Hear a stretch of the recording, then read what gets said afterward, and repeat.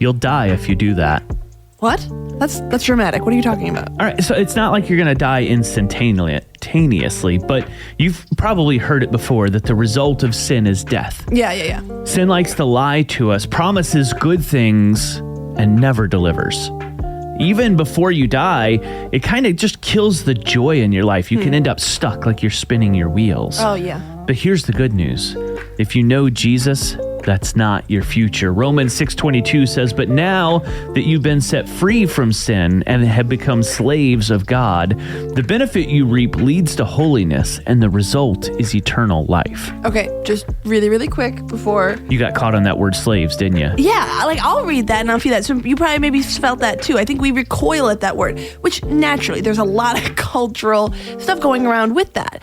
In the context of this verse being written, the word slaves is talking not about what we think about when we think Civil War and all of that. It's talking about this idea of being a bondservant. Hey, I owe you some money, so I'm going to work under you to pay it off.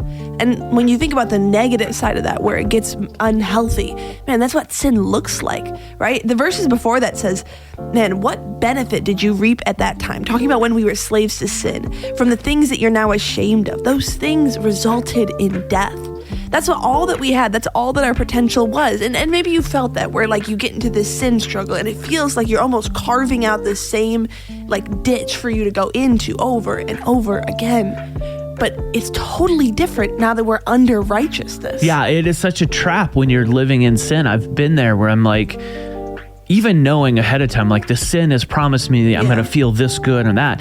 But I know the guilt I'm going to have. I know that the end of it is I'm going to feel worse than before, but I still do it. But now you start chasing after God. You have this relationship with Jesus, and you know that doesn't have to weigh you down. You can look forward to a hope and a future because of what Jesus has done for you, setting you free from that sin. Maybe holiness has never felt like something that's attainable to you, but that's the promise of this verse. If you have a relationship with Jesus, the result of your life is eternal life.